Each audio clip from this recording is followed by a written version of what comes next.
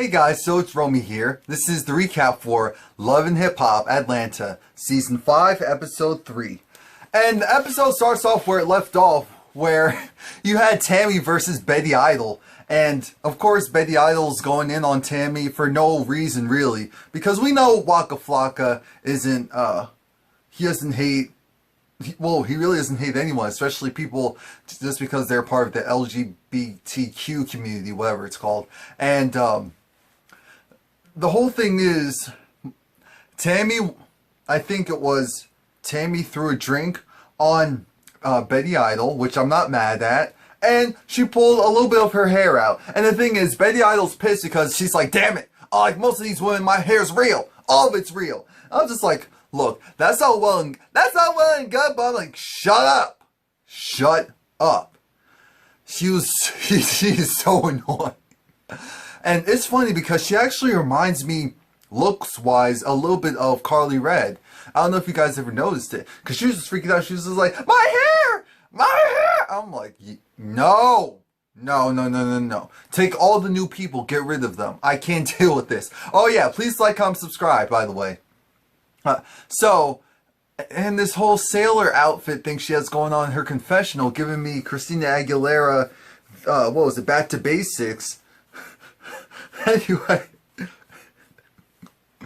D. Smith was wrong for how she reacted, because it's like, you don't know Waka, you're going off of kind of what you've been told more so than what you know. The research that you've done, I don't think it was accurate. I really don't think it was accurate. I mean, she's going off really for no apparent reason. It's ridiculous. It's literally the prime definition of tomfoolery. Again, I'm here for Tami and how she reacted. After that, we have Jessica Dime. Jessica Dime went and met up with the one, the only Tiara. She did that because, like most of us, she felt bad.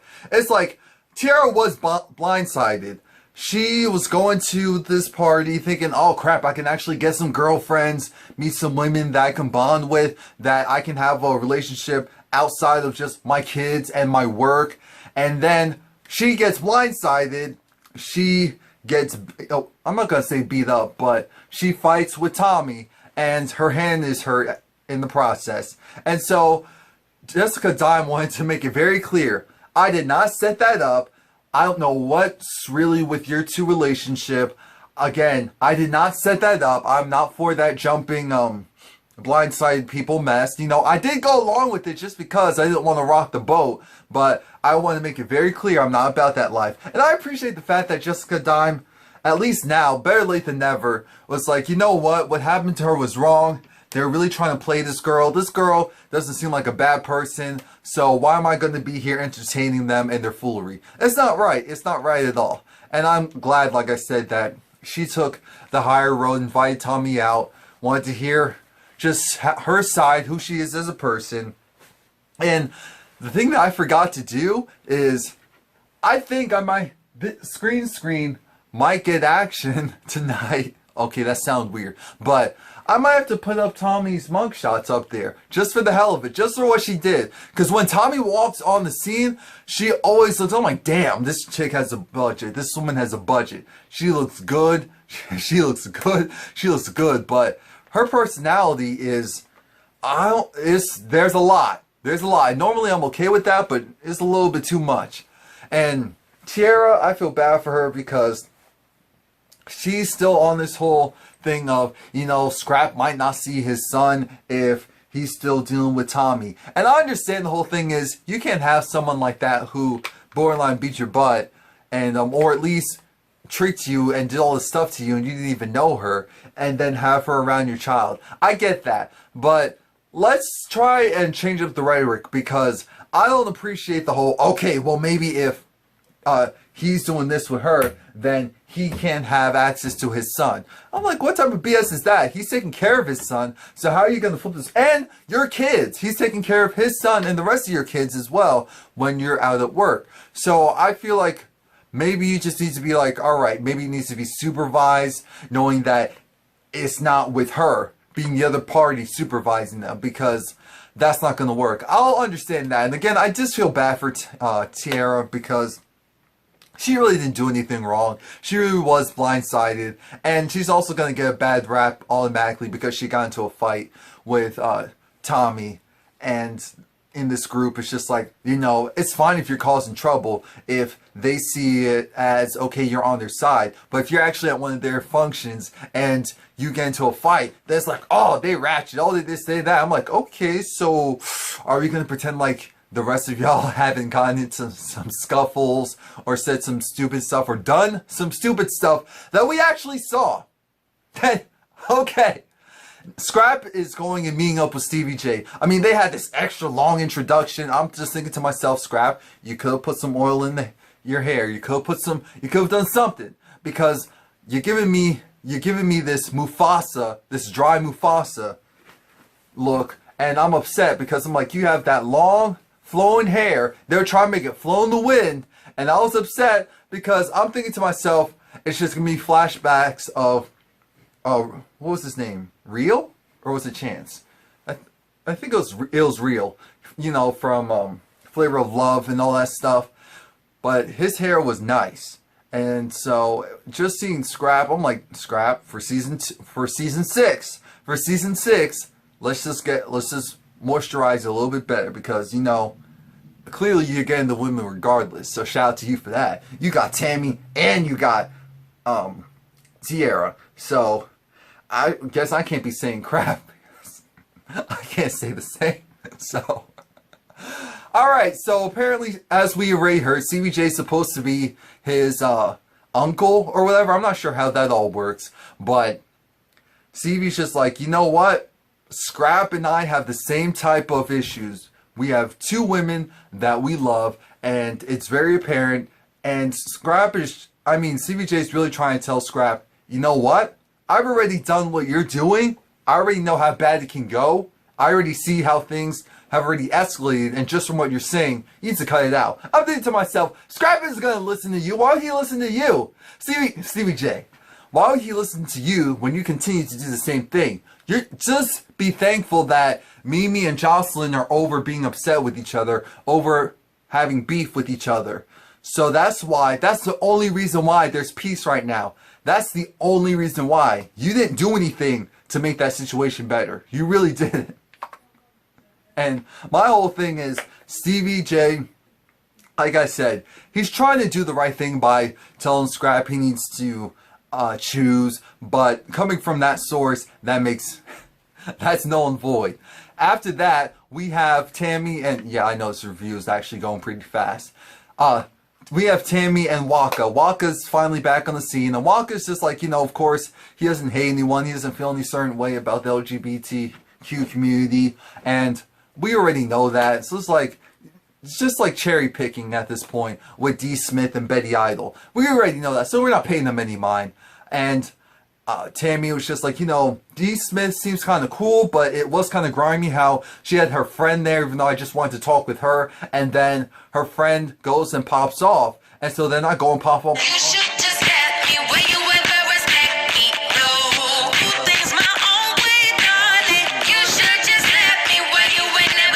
Situation of what's her name, of Betty Idol going and saying whatever she's saying, because Betty Idol I don't like Betty Idol. Clearly I don't like Betty Idol. Oh yeah, Waco's just like, you know what, let me do me, do me. Tami was also saying, you know, you have to be a little bit more attentive. I know you're out on the road, I know you're making money, I know you're doing this for the family, for our future, but you have to take my feelings and my love into consideration. I'm just like, okay, if you say so. If you say so. Afterwards, we have, like I said, Betty Idol's in the studio with Scrappy. Betty Idol's in the studio with Scrappy. Because why? Because she has this whole thing of, you know what? I need to go and talk with him because here's what happened.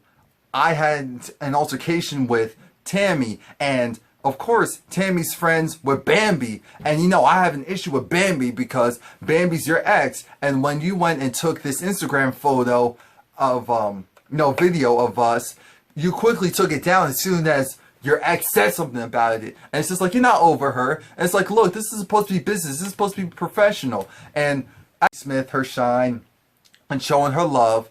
But I'm just saying to myself, Scrap, there are other producers. There are other writers. You do not need to go and deal with this woman just to further your career, because we're still trying to figure out who she is. Of course, we have this whole situation of she's thinking that she's the grand dame of music, and we have no idea who this Betty Idol chick is. We still don't. Anyway, well, we're at Tami's, I guess you can say, press event, and press event for her taking this like photo. I think she's on the cover of some magazine. I forgot which magazine. And it's just about, her getting her snapback from having a baby and doing all that and being this, I almost said a single mom, being a mother, being a wife. And aside from that, I almost said Nene. Mimi is there along with Chris, along with Erica Dime, along with Arian, but Arian was just in the back. I don't think Arian said anything in this scene. I think they were like, okay, look, the budget's going to be a little bit tight because we have too many cast members on here, so I'm going to need you to shh. By doing so, you won't be paid. As long as you don't talk on TV, they don't have to pay you. Little fun fact. No, I'm just kidding. Not really. Anyway, of course, Bambi's there, along with Scrap. Almost everyone is there, and Waka, of course, shows up to support. You know who isn't there? D. Smith. D. Smith decided, well, we don't know why exactly she wasn't there. Well, actually, we do know why. At the time, we didn't. And she didn't show up. No one really cared except for Tami. Tami was trying to talk about what the situation was because Mimi was like, fill me in, fill me in. Essentially, I got in a fight with this chick, Betty Smith, because I was talking with her friend. I was talking with, her friend, D. Smith, but Betty Idol is this chick who was popping off, and so then I had to pop her. And Bambi's just like, you know what? I'm not mad because, wait. Speaking of Bambi, Bambi looks good as always, but why is it in her confessionals they have like bundles upon bundles upon bundles of her on her? Bundles upon bundles upon bundles. I'm thinking to myself, why? She doesn't need all of that. Come on now. Y'all playing her. And shout out to Deb Atney being there. Of course she's going to be there. We actually see Tami's mom. Tami's mom, she's so happy. She's so proud of her baby. Mimi invites Stevie J over because Mimi has to tell Stevie J about the fact that, I'm moving to this house and, I'm in a new relationship. Stevie J's just like, oh, so who's the guy? Well, it's not actually a guy. It's a woman. It's just like, oh, so you a lesbian now? It's like, oh, no. It's like, what? She's like, no. Chris identifies as male. Stevie J was just like, Akuma Manada. As long as it's not Nico, I'm good. Which has me very confused because we hear later on that Stevie J does actually have a problem with it. Unless we just didn't get that story correct.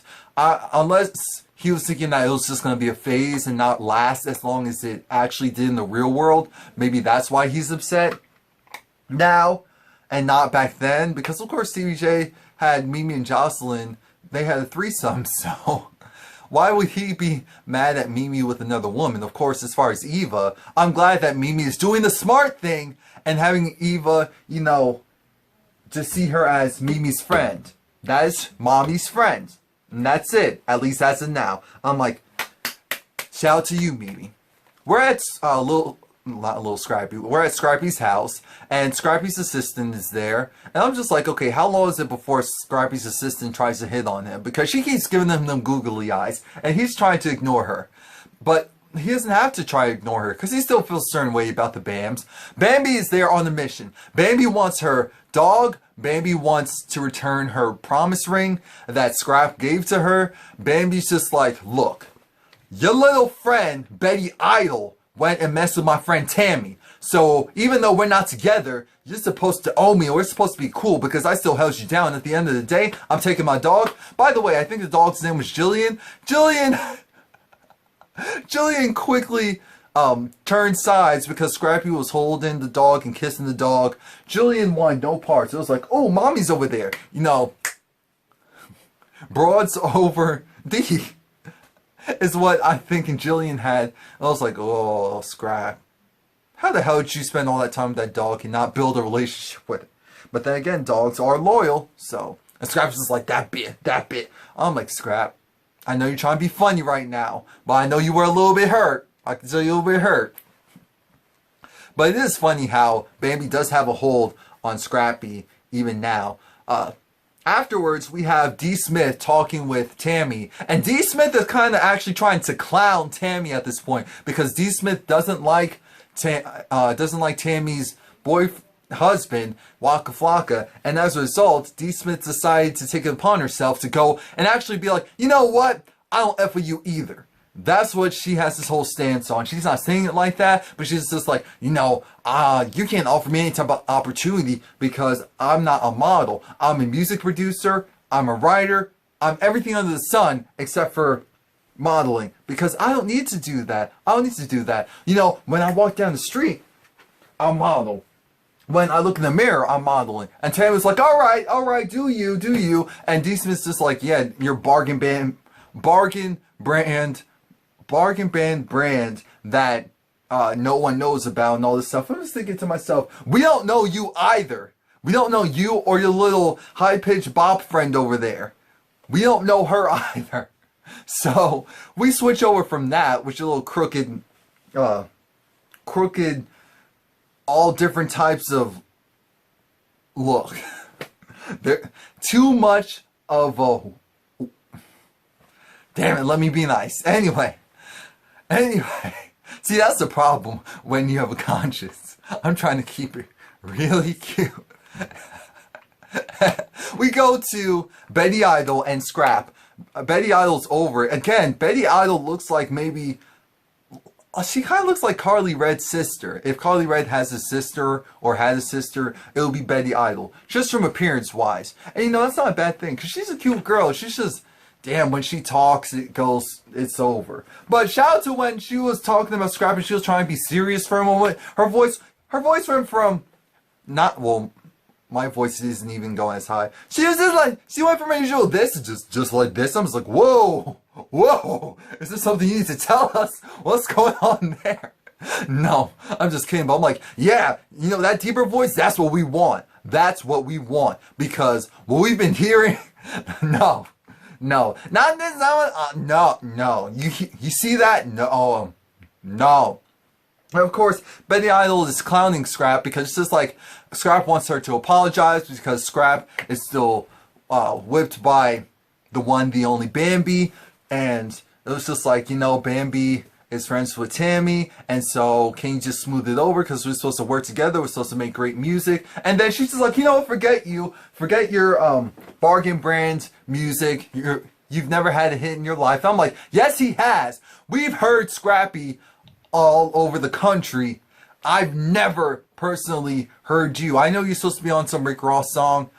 I don't know. The only Rick Ross song that I remember with a feature that I remember vocals wise is with Chrisette Michele. Just saying. So we get past that. I thought it was weird that Scrap went and asked her to do that because I'm like, Scrap, no. Like, I was there for her on that front, but everything else, I don't like her, so I just need her to go. I actually need all the new people to go. All the new people can go, and I wouldn't be mad, because they're great for these first couple of episodes, but I don't want this repetitive, new faces, same storyline stuff going on. I mean, it's just dumb at this point. Alright, and we have Tiara, Tami, and all these damn similar names. Tiara, Tami, and Scrap. They all meet up because Scrap wants them to just hash it out. He just wants them to talk it out.